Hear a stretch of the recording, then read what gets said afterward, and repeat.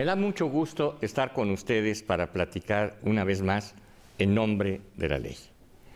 En esta ocasión, de nueva cuenta, volvemos a disfrutar de la hospitalidad de la Facultad de Derecho de la Universidad Nacional Autónoma de México y en esta ocasión para platicar con Ricardo Ramírez. Ricardo Ramírez es un abogado experto, uno de los más destacados conocedores de la materia jurídica comercial internacional. Él, además de ser catedrático de esta Facultad de Derecho, ha dedicado una buena parte de su vida a esta materia y hasta recientemente se desempeñó como juez de la Corte de Apelaciones de la Organización Mundial de Comercio, tribunal que tiene su sede en Ginebra, Suiza. Muchas gracias, Ricardo Ramírez, por permitirnos estar contigo platicando sobre estos temas de tanta actualidad hoy y que despiertan tanto nuestra curiosidad, pero que muchas veces son desconocidos, crípticos, no claros para nosotros. Muchas gracias por la invitación, José Elías. Es un gusto estar aquí, es un gusto. Normalmente los abogados de comercio internacional estamos abandonados. Se piensa que el comercio internacional es simplemente se reduce a una mercancía cruzando una aduana, y el comercio internacional es mucho más que eso. Afortunado o desafortunadamente, los últimos 2 años, el tema del comercio ha formado uno de los temas en la opinión pública importantes. Entonces, volvemos a ser un poco más relevantes, quizá para el público en general, el tema y, bueno, los especialistas en esta materia, ¿no? Claro que sí, es una materia que está presente en nuestra vida cotidianamente. No sé, en el caso de un país como México, ¿qué porcentaje de los productos que consumimos tienen que ver con el comercio internacional, si provienen de otras economías? Bueno, México es un jugador del comercio internacional. Si tomamos, depende de si tomamos a la Unión Europea como un bloque o no, pero México está dentro de los 10, 15 exportadores e importadores del mundo. La última estadística que vi era que 2 de cada 100 productos que se consumen en el mundo son productos mexicanos. Entonces, desde luego, mucho de nuestro comercio se concentra con Estados Unidos, el 80, casi 90, 85% de nuestro comercio es con Estados Unidos, pero sin duda somos un país que comercia con todo el mundo y un verdadero jugador en el contexto internacional, ¿no? Y de la misma manera México es muy importante en la relación comercial internacional con los Estados Unidos, ¿verdad? Es uno de sus principales socios comerciales. Desde luego es el primer proveedor de Estados Unidos de productos como aguacate, lechugas, pero no nada más agrícolas, sino también industriales, ¿no? Automóviles, refrigeradores y otros enseres. Entonces, otra línea blanca. Entonces, yo creo que tanto exportando como importando, México es un jugador, ¿no? Ahora bien, Ricardo, el comercio internacional, la vida comercial internacional, ¿en qué aspectos es en los que se ve más afectado o impactado en lo jurídico? Es decir, ¿dónde entramos los abogados en este asunto que al parecer pareciera ser simplemente comercial, empresarial, industrial?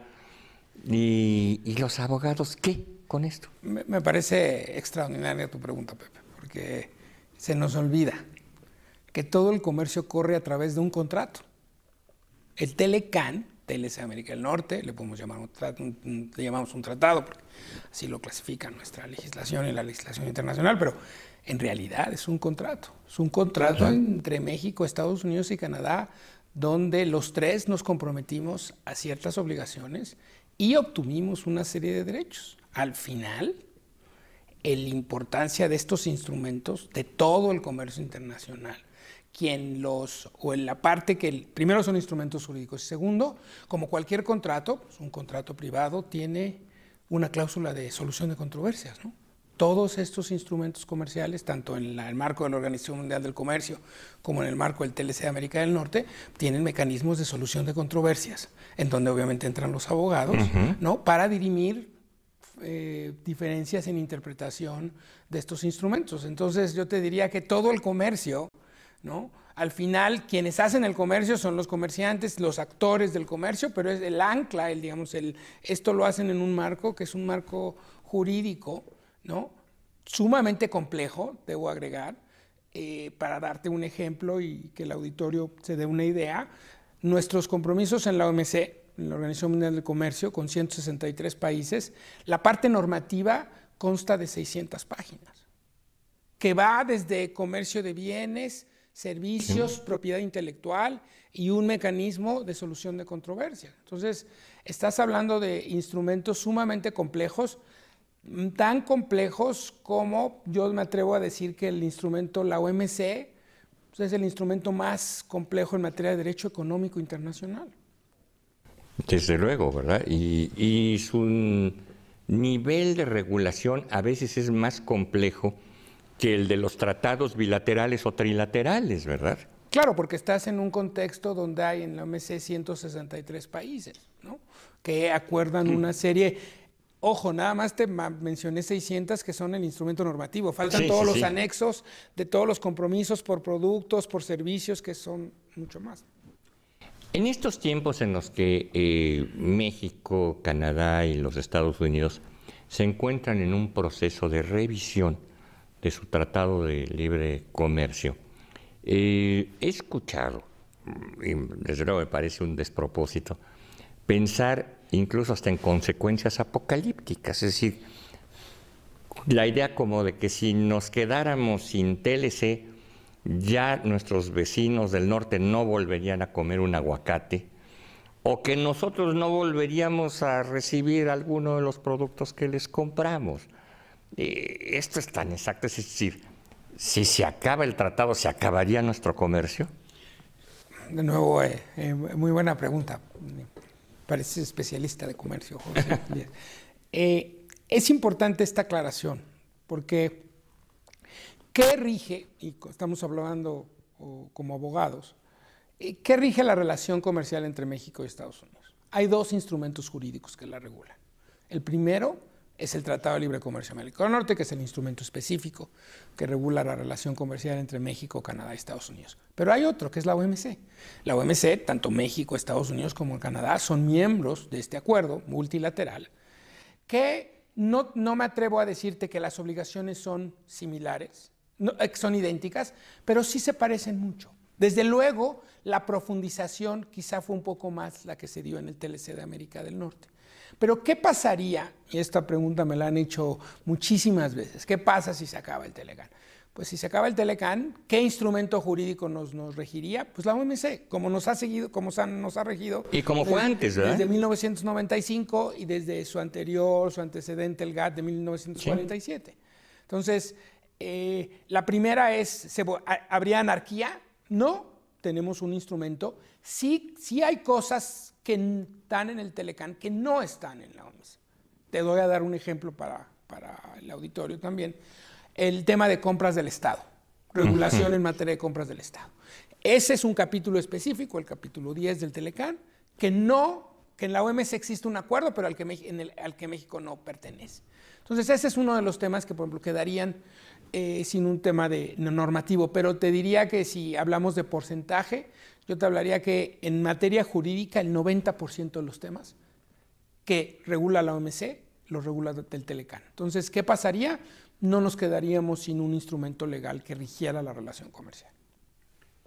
Ahora, decías al principio de esta interesante charla que México es uno de los jugadores más importantes en materia de comercio internacional, pero también es uno de los jugadores muy importantes en materia de relaciones jurídico-comerciales internacionales. México tiene y es parte de una red muy amplia, como pocos países, de tratados internacionales de comercio, es decir, con casi todos los países hemos tenido ya la presencia de tratados internacionales de comercio. ¿Es cierto esto? Claro, la estrategia a partir de 1994, que se entra en vigor el Telecán, fue realizar o replicar una serie de instrumentos comerciales.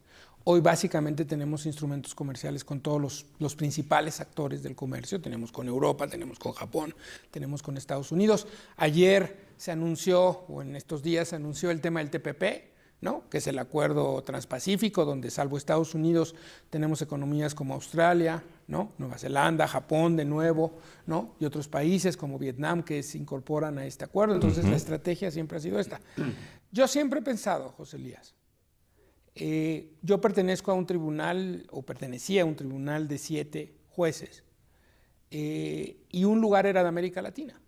Mis antecesores fue un uruguayo y un brasileño. Yo ahora, y yo creo que es un reconocimiento el que México tenga un espacio en la parte jurídica, en el tribunal más importante en materia de comercio internacional. Es un reconocimiento al papel que ha jugado México en el comercio internacional. Entonces, eso te lo traduce en la parte jurídica, ¿cómo lo ves? El hecho de que nos hayan dado un espacio en ese tribunal. Vamos a una brevísima pausa y regresamos para nuestra interesante conversación con Ricardo Ramírez sobre nuestra vida jurídica comercial internacional.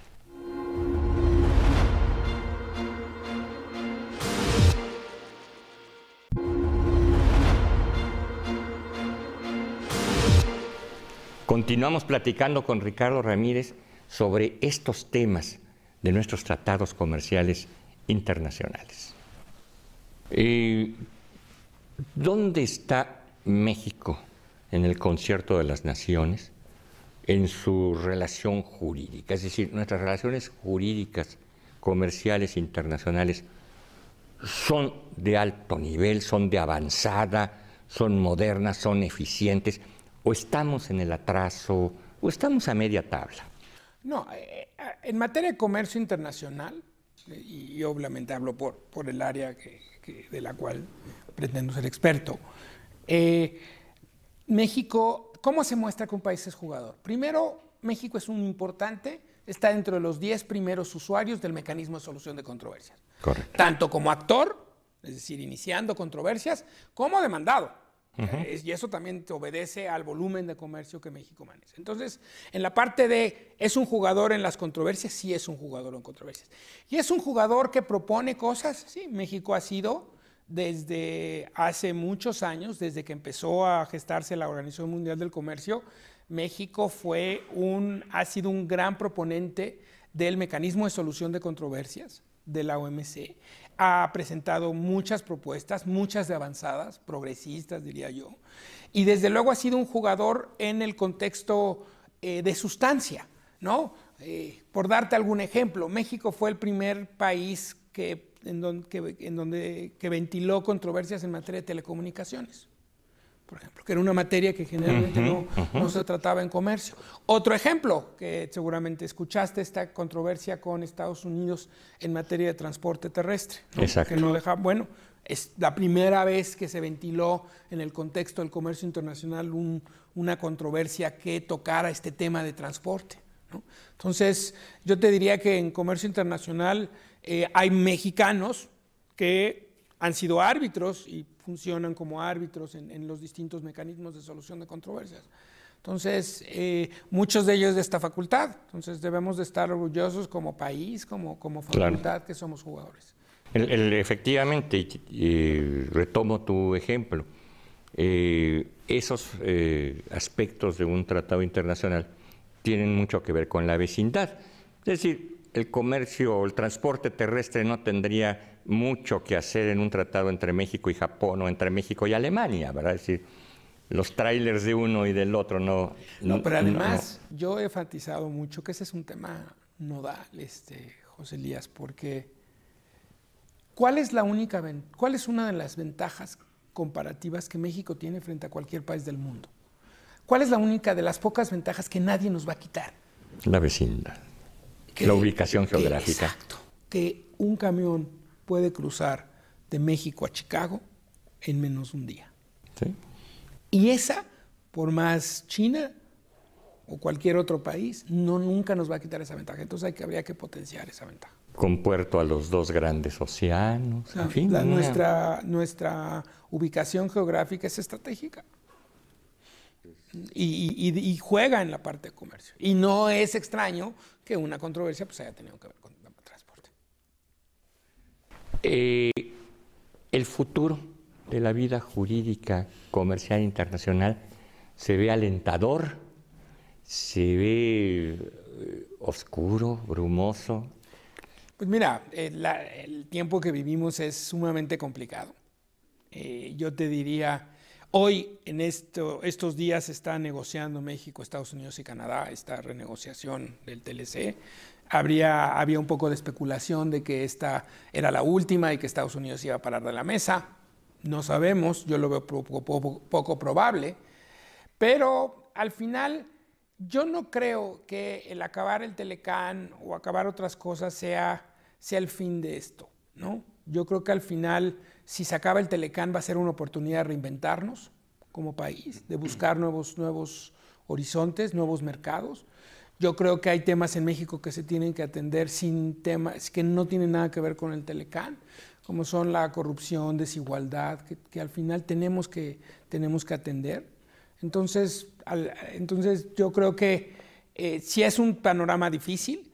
Desde luego ahora con el Telecán en esta época de negociación y las elecciones quizá jueguen un papel en esto. Entonces vamos a ver cómo inclusive la parte comercial pudiera incorporarse en los discursos de los candidatos ahora a la presidencia y qué juego y qué van a tener, pues va a ser muy interesante. Pero yo creo que hasta en el peor escenario, es decir, se acaba el Telecán o el señor Trump decide pararse de la mesa,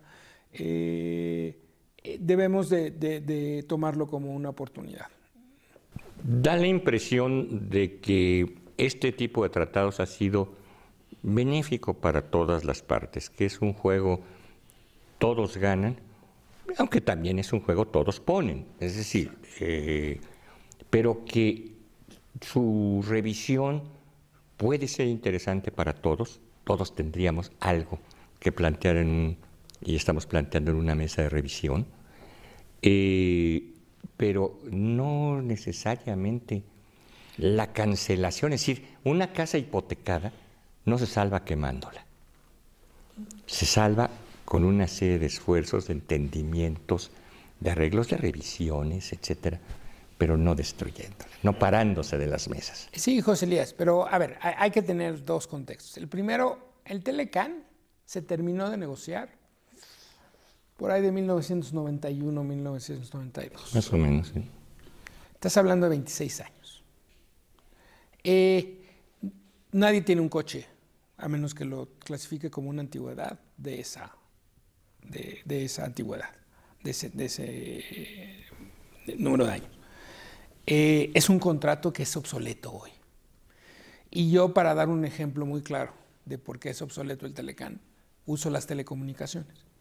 Cuando el Telecán se firmó, y tú recordarás, como yo recuerdo, el problema en México era que no te daban líneas telefónicas fijas. Tenías que ir, a mí me tocaba irme a formar a Telmex, ¿no? Para que te dieran una línea telefónica y tenías que esperar años y hacías fiesta en tu casa cuando te daban una línea telefónica, ¿no?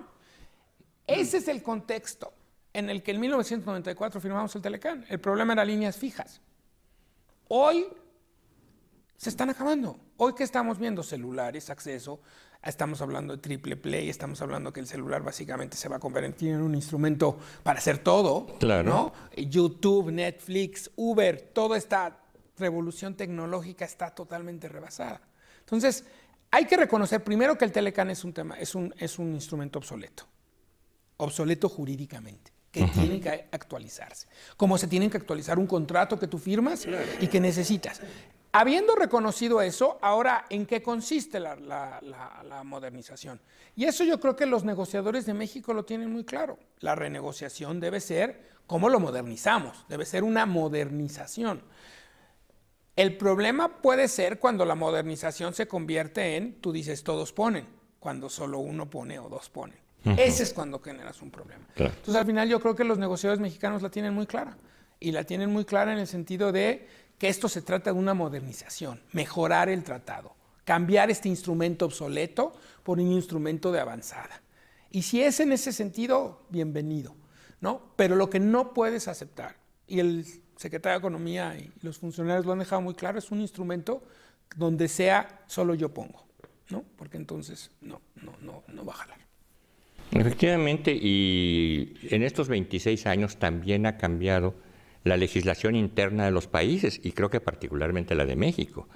Cuando se inició la negociación del Telecán, la banca mexicana era estatizada, la telefonía mexicana era estatizada, no había habido reforma energética y faltaban muchos años para que la hubiera. En fin, una serie de cuestiones que los mexicanos hemos decidido hacer con nuestra legislación interna, en la que nadie se mete ni tiene por qué meterse, tiene impacto en nuestra vida. Te doy dos ejemplos mejores. Medio ambiente. Cuando se firmó el Telecán, México era un país donde el medio ambiente lo tenía, no pensaba que el medio ambiente era una manera como se le iba a impedir poder desarrollarse en materia industrial. Hoy el medio ambiente es un problema, el cambio climático es un problema real, donde ahora México es un gran proponente de protección al medio ambiente. Otro tema, transparencia. Cuando México firma el Telecán, el capítulo de transparencia, el Telecán era también un tema de cómo vamos a darle a conocer a un ciudadano nuestros documentos, ¿no? Eso nunca. Y llegó después la ley de transparencia y todo cambió. Entonces, esas son de las cosas que tú dices, las circunstancias que rodearon la negociación del Telecán en 1994 no están presentes hoy. Es otro país, es otro mundo, es otro mundo. Entonces, eso se debe reconocer. ¿Algo más que quieras agregar sobre este interesante tema, Ricardo Ramírez? Te agradezco muchísimo, José Elías, la invitación. Ojalá los televidentes se queden con esta idea de que el comercio es mucho más que una mercancía cruzando una aduana, ¿no? Y es algo complejo y que desde luego está anclado en unas reglas jurídicas muy importantes, ¿no? Y qué bueno que así lo están viendo los abogados mexicanos como tú, los expertos. Qué bueno que nos han llevado a esta posibilidad de negociar con eficiencia, con dignidad, con soberanía, todos nuestros tratados y tratados, no solamente el de América del Norte, los que tenemos con todo el resto de la comunidad y con todas nuestras alianzas jurídicas, comerciales, internacionales. Muchas gracias, Ricardo, por esta oportunidad. Un placer. Y a ustedes, muchas gracias por permitirnos entrar en sus hogares y nos veremos en la próxima.